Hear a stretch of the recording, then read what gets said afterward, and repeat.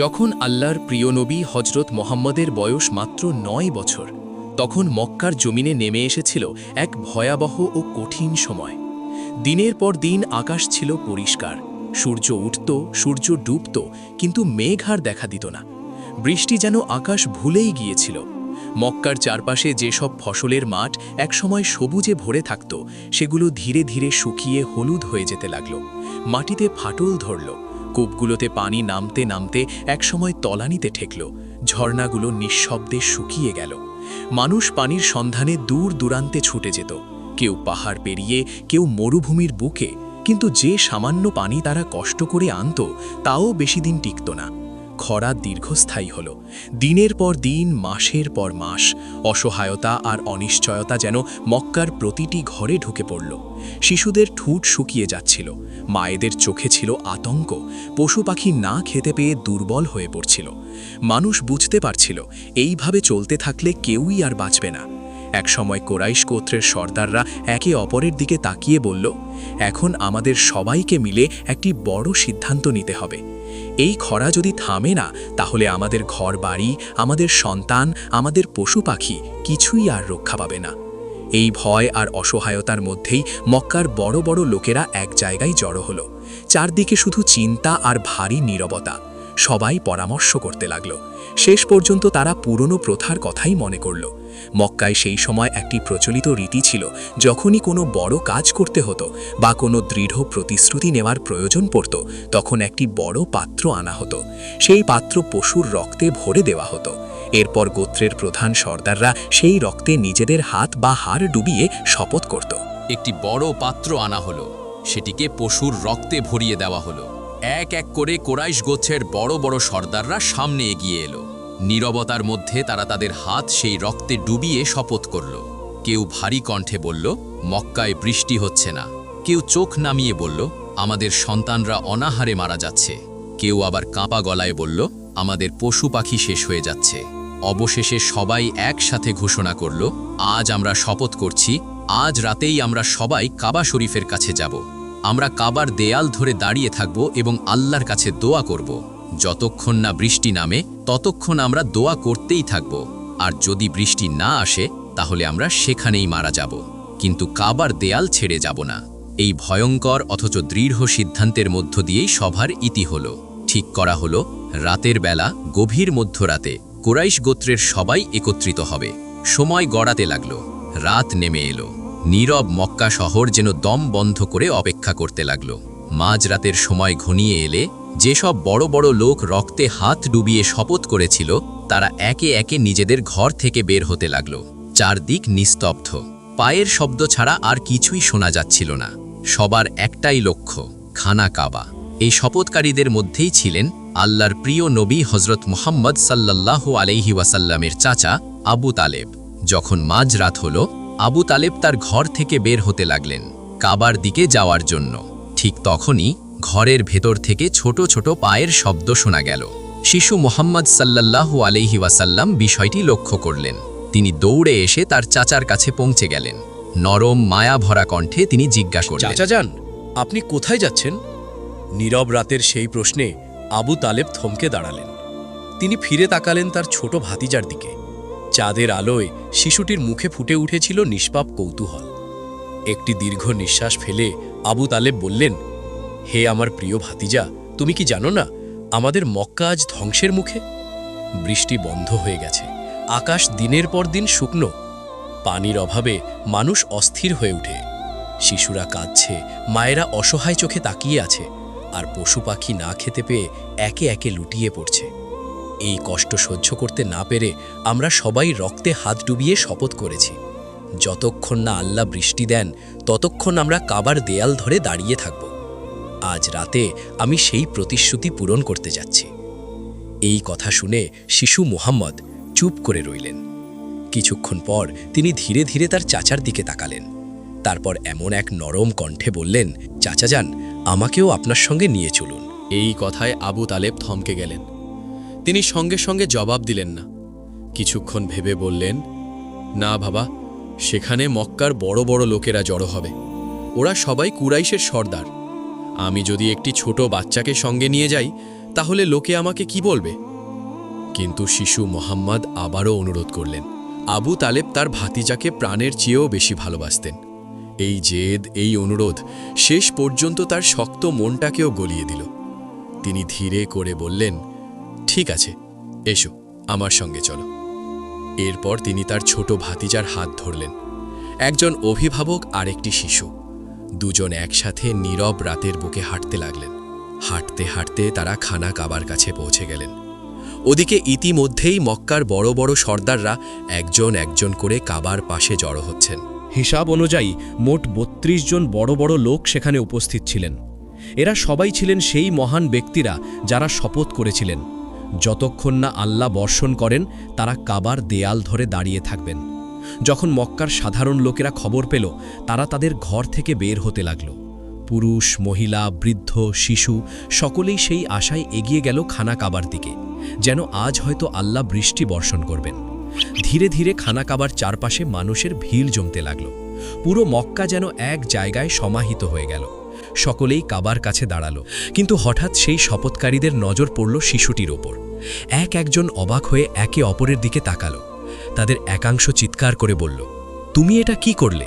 তুমি এই শিশুকে তোমার সঙ্গে কেন নিয়ে এসেছো? তুমি কি জানো না যে আমরা সবাই মক্কার বড় বড় লোকেরা এখানে শপথ করতে এসেছি? এই শিশুর এখানে কি কাজ? আবু তালেব মুহূর্তের জন্য চুপ করে রইলেন।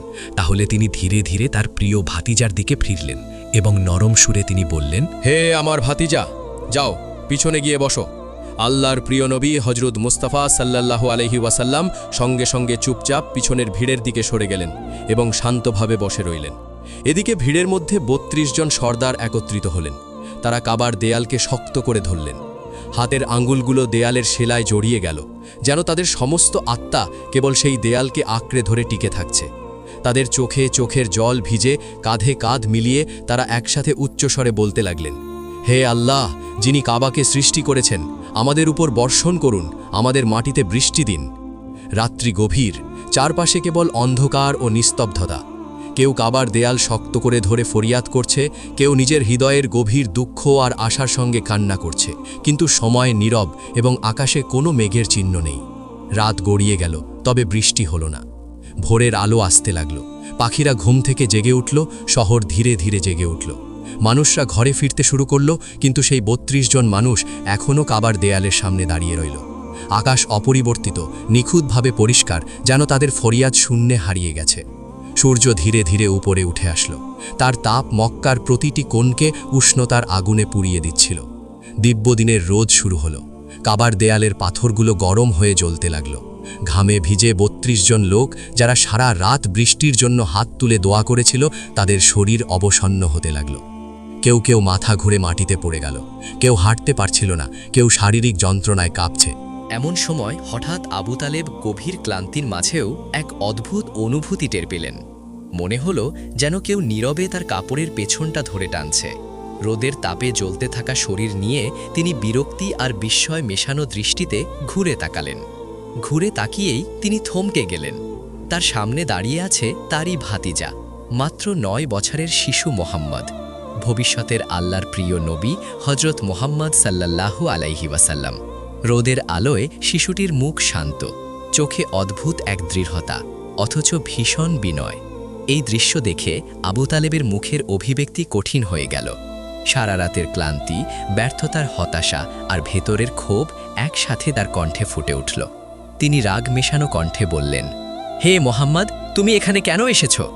শিশু মোহাম্মদ সাল্লাল্লাহু আলাইহি ওয়াসাল্লাম একটুও ভয় না পেয়ে অত্যন্ত আদব আর সম্মানের সাথে মাথা নত করে উত্তর দিলেন, চাচা যান, আমাকেও আসতে দিন, আমিও দোয়া করব। ওপরওয়ালা নিশ্চয়ই পানি বর্ষণ করবেন। এই কথা শুনে আবু তালেব আরও বেশি অবাক হয়ে গেলেন। তার চোখে বিস্ময়ের সাথে সাথে কঠোরতা ভর করল। তিনি যেন বাস্তবতার ভারে শিশুটির কথাকে চাপা দিতে চাইলেন। কণ্ঠ আরও কঠিন করে বললেন, আমরা মক্কার ৩২ জন বড় বড় সর্দার সারা রাত ধরে এখানে দাঁড়িয়ে আছি। আমরা সবাই কাবার দেয়াল ধরে কাঁদছি, ফরিয়াদ করছি, কিন্তু উপরওয়ালা এখনও পানি বর্ষণ করেননি। আর তুমি মাত্র ৯ বছরের একটি শিশু, তুমি দোয়া করবে আর বৃষ্টি নেমে আসবে? কথাগুলো যেন রোদের মতোই তীক্ষ্ণ হয়ে শিশুটির হৃদয়ে আঘাত করল। আবু তালেব শেষ কথা বললেন কঠোরভাবে, যাও, গিয়ে তোমার জায়গায় বসে পড়ো। এই কথা শোনার পর আল্লাহর প্রিয় নবী হজরত মুহাম্মদ সাল্লাল্লাহু আলাইহি ওয়াসাল্লাম কোনো প্রতিবাদ করলেন না। চোখে কোনো অভিমান ছিল না, মুখে কোনো অভিযোগও নয়। তিনি আস্তে করে পেছনের দিকে সরে গেলেন, ভিড়ের মাঝে নিজের নির্দিষ্ট জায়গায় গিয়ে নীরবে বসে পড়লেন। তার সেই নিঃশব্দ সরে যাওয়ার মধ্যে ছিল অপার ধৈর্য, গভীর সম্মান আর অদ্ভুত এক আত্মবিশ্বাস, যা তখনও কেউ বুঝতে পারেনি। এরপর আবার সেই ৩২ জন লোক একসাথে কাবার দেয়াল শক্ত করে ধরল। রোদে পোড়া কণ্ঠে, ঘামে ভেজা শরীরে তারা আবার বৃষ্টির জন্য ফরিয়াদ করতে লাগল। সবাই একসাথে উচ্চস্বরে একই কথা বারবার পুনরাবৃত্তি করতে লাগল। হে কাবাকে সৃষ্টিকারী রব, আপনি আমাদের জন্য পানির ব্যবস্থা করুন, আপনি আমাদের উপর পানি বর্ষণ করুন। এই ফরিয়াদ চলতেই থাকল। ২ ঘন্টা, ৩ ঘন্টা, সময় যেন থেমে নেই, অথচ আকাশ একেবারেই নির্বিকার, আগের মতোই পরিষ্কার, নীল ও নিষ্ঠুরভাবে নীরব। মেঘের একটি রেখাও দেখা গেল না, বৃষ্টির কোনো ইঙ্গিত নেই, কোনো সান্ত্বনা নেই। মাটির ওপর তাপ আরও বেড়ে গেল, সূর্যের আগুনে পাথরগুলো জ্বলতে লাগল, কাবার দেয়ালও যেন উত্তপ্ত হয়ে উঠল। সেই তাপে লোকজন একে একে দুর্বল হয়ে পড়ছিল, কারো চোখ ঝাপসা হয়ে আসছিল, কারো পা কাঁপছিল, কেউ আবার মাথা ঘুরে বসে পড়ছিল। তবুও তারা ছাড়ছিল না, ফরিয়াদ থামছিল না। ঠিক এমনই এক ক্লান্ত, হতাশ আর যন্ত্রণাময় মুহূর্তে হঠাৎ আবু তালেব আবার অনুভব করলেন কেউ যেন আলতো করে তার কাপড়ের পেছনটা কাঁদছে। তিনি বিরক্ত আর ক্লান্ত দৃষ্টিতে ঘুরে তাকালেন, দেখলেন আবারও সেই পরিচিত দৃশ্য। তার সামনে দাঁড়িয়ে আছে সেই ছোট্ট শিশু, ৯ বছরের মুহাম্মদ সাল্লাল্লাহু আলাইহি ওয়াসাল্লাম। রোদের তাপে শিশুটির মুখেও ঘামের রেখা, কিন্তু চোখে এক অদ্ভুত শান্তি। এই দৃশ্য দেখে আবু তালেবের মুখে রাগের চিহ্ন স্পষ্ট হয়ে উঠল। তিনি কঠোর স্বরে বললেন, হে আমার ভাতিজা মোহাম্মদ, তুমি আবার এখানে কেন এসেছো? অত্যন্ত নরম, কোমল আর স্নিগ্ধ কণ্ঠে তিনি বললেন, চাচাজান, আমি এবার পানি চাইতে আসিনি, আমি তো আপনার ঘাম মুছতে এসেছি। নবী করিম সাল্লাল্লাহু আলাইহি ওয়াসাল্লাম তার চাদর সামলালেন এবং ভালোবাসা দিয়ে তার চাচা আবু তালেবের মুখ থেকে ঘাম মুছলেন। এটি দেখে আবু তালেব গলে গেলেন এবং তার ছোট ভাতিজাকে বুকে জড়িয়ে ধরলেন। এই সময় নবী করিম সাল্লাল্লাহু আলাইহি ওয়াসাল্লাম আস্তে করে বললেন, চাচাজান, আমাকে আসতে দিন, আমি একটি কাজ করব, আর উপরওয়ালা তখনই পানি বর্ষণ করবেন। এই কথাগুলো যেন ঠিক সেই মুহূর্তে আকাশে ছড়িয়ে পড়া আশার মতো ছিল। কথাটি শেষ না হতেই কাছে দাঁড়িয়ে থাকা একজন লোক হঠাৎ উচ্চস্বরে চিৎকার করে উঠল, হে মক্কার লোকেরা, সুসংবাদ, পানি এসে গেছে, পানি! এই চিৎকারে চারদিক এক মুহূর্তে থমকে গেল। মানুষজন বিস্ময় চারপাশে তাকাতে লাগলো। হতাশ চোখগুলোতে হঠাৎ আলো জ্বলে উঠল। সবাই অবাক হয়ে মুহাম্মদ সাল্লাল্লাহু আলাইহি ওয়াসাল্লামের দিকে মনোযোগ দিল। কণ্ঠে উত্তেজনা আর কৌতূহল নিয়ে তারা ডেকে উঠল, হে মুহাম্মদ সাল্লাল্লাহু আলাইহি ওয়াসাল্লাম, চলে আসুন, তাড়াতাড়ি চলে আসুন। তখন সেই ৯ বছরের শিশু নবী মুহাম্মদ সাল্লাল্লাহু আলাইহি ওয়াসাল্লাম ধীরে ধীরে এগিয়ে গেলেন। তিনি কাবার কাছে এসে দাঁড়ালেন। চারপাশে শত শত চোখ, সবার দৃষ্টি তার দিকে নিবদ্ধ। তিনি শান্ত কণ্ঠে জিজ্ঞাসা করলেন, তোমরা কি করছিলে? লোকেরা সম্মিলিতভাবে বলল, আমরা বৃষ্টির জন্য দোয়া করছিলাম। নবী করিম সাল্লাল্লাহু আলাইহি ওয়াসাল্লাম তখন নরম অথচ দৃঢ় স্বরে বললেন, যখন তোমরা দোয়া করছিলে আমি পিছনে ছিলাম, এখন যখন আমি দোয়া করব তখন তোমরা সবাই আমার পিছনে থাকবে। এই কথা শুনে চারপাশে এক মুহূর্তের নীরবতা নেমে এলো। অনেক মানুষ সঙ্গে সঙ্গে আদবের সাথে পিছনে সরে গেল।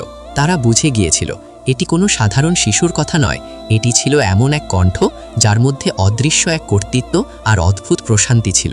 কিন্তু সেই ভিড়ের মধ্যেই ১২ জন সর্দার অহংকারে বুক ফুলিয়ে দাঁড়িয়ে রইল। তারা ফিসফিস করে, আবার কেউ কেউ স্পষ্ট করেই বলল, এই ৯ বছরের বাচ্চা সামনে দাঁড়াবে আর আমরা পিছনে থাকব, এতে আমাদের সম্মান কমে যাবে। অহংকার তাদের চোখ অন্ধ করে দিয়েছিল। তারা মর্যাদার হিসাব করছিল, কিন্তু মুহূর্তের মাহাত্ম্য বুঝতে পারছিল না। এই কথা শুনে শিশু নবী মুহাম্মদ সাল্লাল্লাহু আলাইহি ওয়াসাল্লাম একটুও বিচলিত হলেন না। তারপর তিনি বললেন, হে মক্কার লোকেরা, তোমরা সবাই পিছনে সরে যাও। যদি একবার মুহাম্মদ সাল্লাল্লাহু আলাইহি ওয়াসাল্লাম পিছনে সরে যায়, তাহলে এই মাটিতে আর কখনো বৃষ্টি আসবে না। এই কথা বলেই তিনি সত্যি ধীরে ধীরে পিছনের দিকে যেতে লাগলেন। মুহূর্তের মধ্যেই চারপাশে এক ভয়ঙ্কর আতঙ্ক ছড়িয়ে পড়ল। সেই ২০ জন লোক যারা আগে থেকেই বিনীত ছিল, তারা ঘাবড়ে গেল। তাদের চোখে ভয়, কণ্ঠে কাঁপুনি। তারা তাড়াহুড়ো করে সেই 12 জন অহংকারী সর্দারের দিকে ফিরে চিৎকার করে বলল, সাবধান, যদি মোহাম্মদ সাল্লাল্লাহু আলাইহি ওয়াসাল্লাম পিছনে সরে যান তাহলে আমরা সবাই ধ্বংস হয়ে যাব, আমাদের ওপর আর কখনো রহমত নেমে আসবে না। এই কথা যেন বজ্রপাতের মতো সেই 12 জন সর্দারের হৃদয়ে আঘাত করল। অহংকারের কঠিন দেয়াল এক মুহূর্তে ভেঙে পড়ল, তাদের মুখের রং বদলে গেল, চোখে ভয় আর অনুতাপ ফুটে উঠল। তারা আর 1 সেকেন্ডও দেরি করল না, নরম হয়ে গেল, মাথা নিচু করল এবং সবাই একে একে পিছনে সরে গেল। এভাবেই মক্কার সেই বড় বড় সর্দাররা, যারা সারা জীবন সম্মান আর মর্যাদার হিসাব করে এসেছে, তারা আজ এক 9 বছরের শিশুর পিছনে গিয়ে দাঁড়ালো। তিনি ধীরে ধীরে আকাশের দিকে তাকালেন। তখনও চারপাশ নিস্তব্ধ, রোদে ঝলসে যাওয়া মাটি, উত্তপ্ত বাতাস আর শত শত দৃষ্টি তার মুখের দিকে স্থির হয়ে আছে। প্রথমবার তিনি যখন আকাশের দিকে তাকালেন, ঠিক সেই মুহূর্তে দিগন্তের এক কোণে হালকা একটি মেঘ দেখা গেল। লোকেরা বিস্ময়ে ফিসফিস করতে লাগল, কেউ বিশ্বাস করতে পারছিল না। কিছুক্ষণ পর তিনি আবার আকাশের দিকে দৃষ্টি তুললেন। এবার আকাশ থেকে টুপটাপ করে বৃষ্টির প্রথম ফোঁটা পড়তে শুরু করল। তারপর তৃতীয়বার নবী করিম সাল্লাল্লাহু আলাইহি ওয়াসাল্লাম পুরো মুখ আকাশের দিকে তুলে ধরলেন।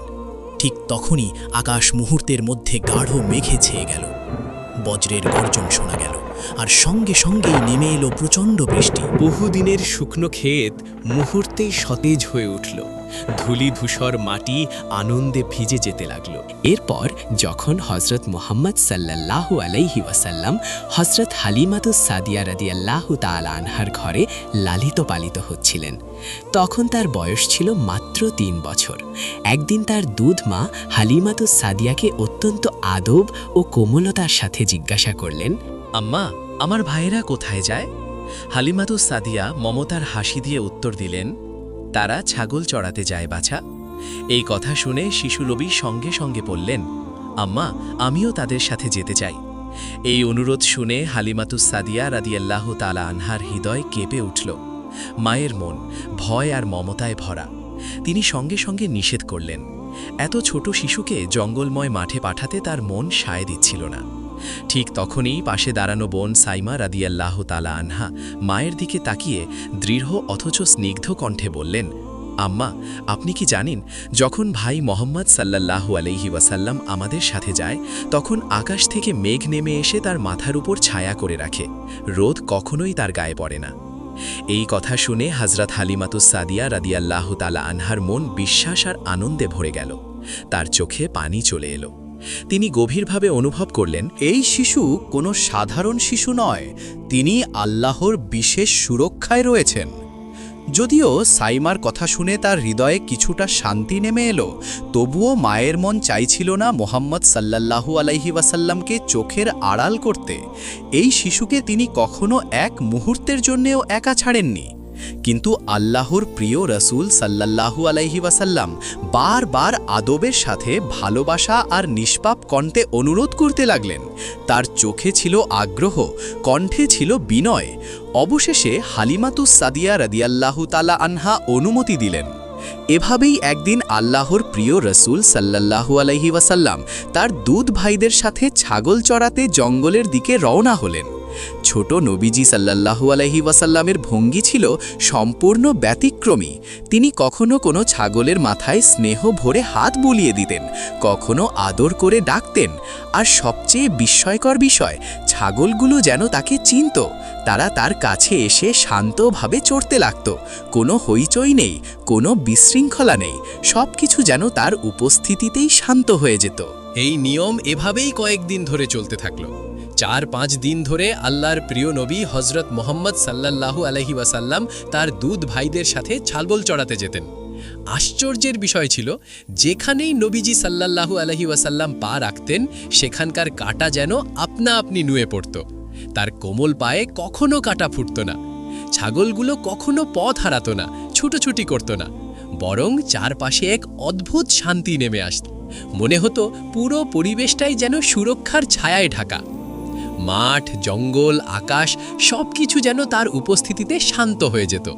যারা দূর থেকে দেখত তারা বিস্ময়ে তাকিয়ে থাকত। কেউ বুঝতে পারত না, কিন্তু সবাই অনুভব করত এই শিশুর চারপাশে আল্লাহর রহমতের এক অদ্ভুত প্রহরা রয়েছে। কিন্তু একদিন হজরত হালিমাতু সাদিয়া রাদিয়াল্লাহু তাআলা আনহার মায়ের মন আর নিজেকে সংযত রাখতে পারল না। সন্তানের প্রতি ভালোবাসা, ভয় আর মমতা একসাথে তার হৃদয়কে আচ্ছন্ন করে ফেলল। তিনি আদর মাখানো কণ্ঠে শিশুর দিকে তাকিয়ে বললেন, হে আমার ছেলে মুহাম্মদ সাল্লাল্লাহু আলাইহি ওয়াসাল্লাম, আজ থেকে তুমি আর ছাগল চড়াতে যাবে না। তুমি এখনো অনেক ছোট। আমার মন মানে না যে তুমি রোদ আর জঙ্গলের কষ্ট সহ্য করবে। আমি চাই না তুমি সামান্য কষ্টও পাও। এই কথা শুনে শিশু নবী মুহাম্মদ সাল্লাল্লাহু আলাইহি ওয়াসাল্লাম কোনো জেদ করলেন না, কোনো প্রশ্নও করলেন না। মায়ের কথাকে নীরবে পূর্ণ আদবের সাথে মেনে নিলেন। তার মুখে ছিল না কোনো হতাশা, কণ্ঠে ছিল না কোনো অভিযোগ, ছিল কেবল আনুগত্য আর শান্ত গ্রহণ। একদিন গেল, দ্বিতীয় দিনও কেটে গেল, সবকিছু স্বাভাবিকই মনে হচ্ছিল। কিন্তু তৃতীয় দিন হঠাৎ করেই বাড়ির ভেতর এক অস্বাভাবিক গোলমাল শুরু হয়ে গেল।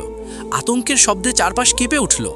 হঠাৎ হজরত হালিমাতু সাদিয়া রাদিয়াল্লাহু তাআলা আনহার ছেলে কাঁদতে কাঁদতে ঘরের ভেতর ছুটে এলো। তার মুখে ভয়ের ছাপ স্পষ্ট, চোখ ভরা জল, শরীর কাঁপছে। এই দৃশ্য দেখে হালিমাতু সাদিয়া রাদিয়াল্লাহু তাআলা আনহা ঘাবড়ে গেলেন, বুক ধরফর করতে লাগলো। তিনি দ্রুত ছেলের দিকে এগিয়ে এসে কাঁপা কণ্ঠে বললেন, হে ছেলে, কি হয়েছে? তুমি কাঁদছো কেন? তখন সেই শিশুটি কাঁদতে কাঁদতেই বলতে লাগলো, আম্মা, আমাদের একটি ছাগলকে জঙ্গলের সিংহ নিয়ে গেছে। এই কথা শোনা মাত্রই হালিমাতু সাদিয়ার হৃদয়ে যেন আঘাত লাগলো। বুকের ভেতরটা হু হু করে উঠল। মুহূর্তের মধ্যে তার চোখের সামনে ভেসে উঠল ছোট্ট মুহাম্মদ সাল্লাল্লাহু আলাইহি ওয়াসাল্লামের মুখ। তার স্নেহপূর্ণ মনে সঙ্গে সঙ্গে একটি চিন্তা এসে গেল। যদি মুহাম্মদ সাল্লাল্লাহু আলাইহি ওয়াসাল্লাম আজ ছাগল চড়াতে যেতেন, তাহলে না জানি কি হয়ে যেত। এই ভাবনায় তার চোখ থেকে অশ্রু গড়িয়ে পড়ল। তিনি মনে মনে আল্লাহর শুকরিয়া আদায় করতে লাগলেন। হে আল্লাহ, আপনি কত দয়ালু! আপনি আমাকে শক্তি দিয়েছিলেন আজ তাকে যেতে নিষেধ করার। একই সঙ্গে তার মনে একটি দুঃখও ছিল। বাড়ির একটি ছাগল কমে গেল। দারিদ্র্যের সংসারে একটি ছাগলও ছিল বড় সম্পদ। এই দুঃখ আর কৃতজ্ঞতার মাঝেই তার চোখ থেকে অনবরত জল ঝরছিল। ঠিক সেই সময় শিশু নবী হজরত মুহাম্মদ সাল্লাল্লাহু আলাইহি ওয়াসাল্লামের দৃষ্টি পড়ল তার প্রিয় আম্মার ভেজা চোখের দিকে। আর তার ছোট্ট কোমল হাতে তিনি হালিমাতু সাদিয়া রাদিয়াল্লাহু তাআলা আনহার চোখের জল মুছিয়ে দিলেন। সেই স্পর্শে ছিল সান্ত্বনা, ছিল ভালোবাসা, ছিল অদ্ভুত এক শান্তি। তারপর বড় আদর আর মমতা ভরা কণ্ঠে জিজ্ঞাসা করলেন, আম্মা, আপনি কেন কাঁদছেন? কি হয়েছে? হালিমাতু সাদিয়া চোখের জল মুছতে মুছতে বললেন, বৎস, আমাদের একটি ছাগলকে জঙ্গলের সিংহ নিয়ে গেছে, তাই আমার মন খারাপ। এই কথা শোনার পর আশ্চর্যের বিষয়, শিশু মোহাম্মদ সাল্লাল্লাহু আলাইহি ওয়াসাল্লাম কোনো ভয় পেলেন না। তারপর শিশু মোহাম্মদ সাল্লাল্লাহু আলাইহি ওয়াসাল্লাম হাসতে হাসতে বলতে লাগলেন, আম্মা, আপনি দুঃখ করবেন না, আমরা এখনই আমাদের ছাগলটি সিংহের কাছ থেকে ফিরিয়ে আনব। এই কথা শুনে হজরত হালিমাতু সাদিয়া রাদিয়াল্লাহু তাআলা আনহার মন আরও ঘাবড়ে গেল। তিনি উদ্বিগ্ন কণ্ঠে বললেন, হে ছেলে মুহাম্মদ সাল্লাল্লাহু আলাইহি ওয়াসাল্লাম, এমন হয় না। সিংহ খুবই ভয়ঙ্কর প্রাণী, সে কাউকে কিছু ফিরিয়ে দেয় না। আর তুমি তো এখনো ছোট, তার কাছে গেলে সে তোমার ক্ষতি করতে পারে। তখন নবী করিম সাল্লাল্লাহু আলাইহি ওয়াসাল্লাম শান্ত ও দৃঢ় কণ্ঠে বললেন, আম্মা, এসব ঘটনা অন্যদের সঙ্গে ঘটে, কিন্তু যখন মুহাম্মদ সাল্লাল্লাহু আলাইহি ওয়াসাল্লাম ডাকবেন, তখন জঙ্গলের সিংহ নিজেই ছাগল নিয়ে হেঁটে চলে আসবে। এই কথা শুনে হজরত হালিমাতু সাদিয়ার চোখ বিস্ময় ও ভক্তিতে ভরে উঠল। অতঃপর হজরত মুহাম্মদ সাল্লাল্লাহু আলাইহি ওয়াসাল্লাম তার প্রিয় আম্মাজানের হাত ধরে গ্রাম থেকে জঙ্গলের দিকে রওনা হলেন। জঙ্গলের কিনারায় পৌঁছে শিশু নবী সাল্লাল্লাহু আলাইহি ওয়াসাল্লাম অত্যন্ত তেজস্বী অথচ করুণ কণ্ঠে ডাক দিলেন, হে জঙ্গলের সিংহ, শোনো, আমার মা হালিমার ছাগল ফিরিয়ে দাও। এইটুকু বলাই ছিল যথেষ্ট। মুহূর্তের মধ্যেই জঙ্গল যেন কেঁপে উঠল। ভেতর থেকে ভয়ঙ্কর গর্জন শোনা গেল। অল্প সময়ের মধ্যেই দেখা গেল অনেকগুলো সিংহ দৌড়ে আসছে। তারা অত্যন্ত সাবধানে হজরত হালিমাতু সাদিয়ার ছাগলটি নিয়ে এসে নবী করিম সাল্লাল্লাহু আলাইহি ওয়াসাল্লামের পায়ের কাছে মাথা নত করল এবং ছাগলটি ফিরিয়ে দিল।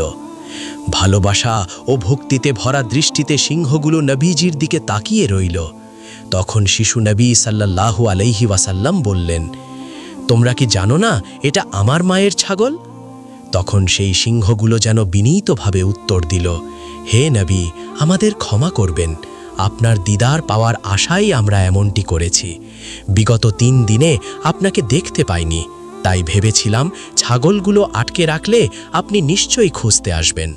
আপনাকে দেখাই ছিল আমাদের একমাত্র উদ্দেশ্য। বন জঙ্গলের পশু পাখিরাও আমাদের নবীজিকে চিনল, কিন্তু আমরাই চিনলাম না। ইসলামিক স্বার্থে এই ভিডিওগুলো অন্যদের মাঝে শেয়ার করে আমাদের চ্যানেলটি সাবস্ক্রাইব করে রাখুন। ধন্যবাদ।